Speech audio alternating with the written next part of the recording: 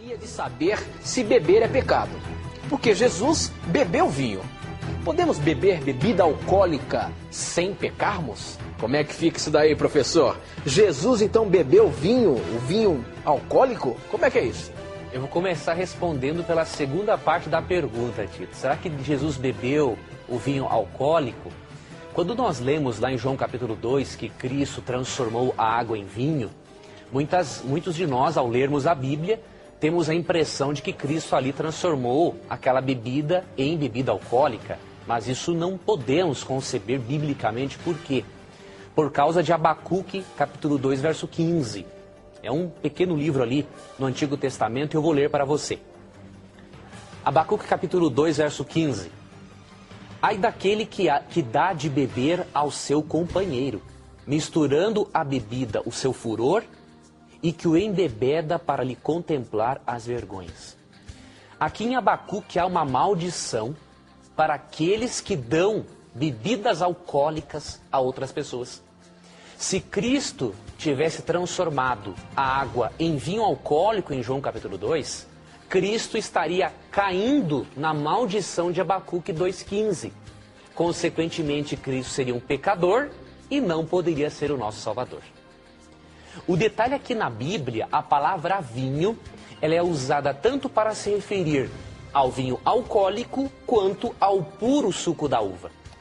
E quando nós entendemos isso, fica mais fácil de compreendermos os textos em que são mencionados, em que é mencionado o termo vinho. Eu vou ler, Tito, um texto que mostra o termo vinho com o significado de vinho alcoólico e um outro texto que usa o termo vinho para se referir apenas ao puro suco da uva.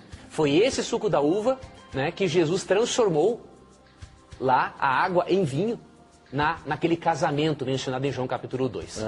O texto que menciona, por exemplo, o vinho alcoólico, um dos muitos que existem, é Provérbios capítulo 23, a partir do verso 29.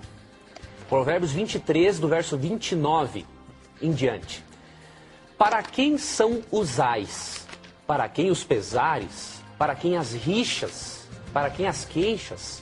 Para quem as feridas sem causas? E para quem os olhos vermelhos?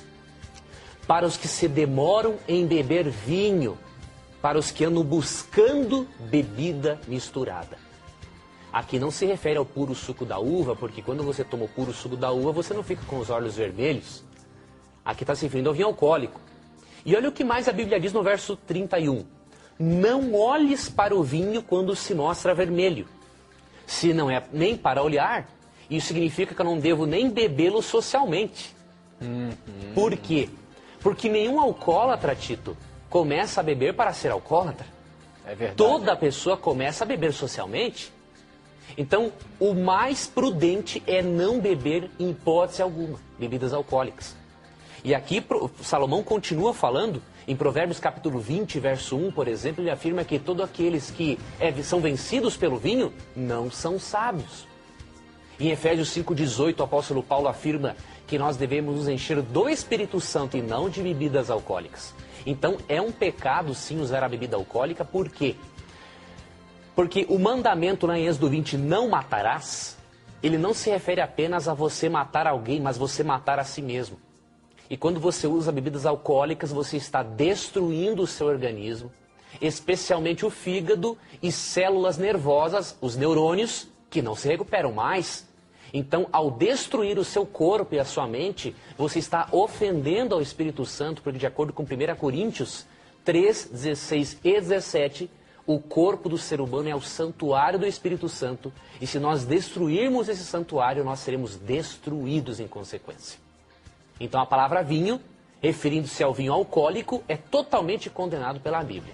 Mas a Bíblia usa o termo vinho em referência ao puro suco da uva, em Isaías 65, verso 8. E este vinho nós podemos usar, o puro suco da uva. Eu vou ler esse texto. Okay. Assim diz o Senhor, como quando se acha vinho num cacho de uvas, dizem, não o desperdices, pois há bênção nele. Assim farei por amor de meus servos e não os destruirei a todos. Vocês perceberam que este vinho aqui não está numa garrafa fermentando? Aonde que ele está? Num cacho de uvas.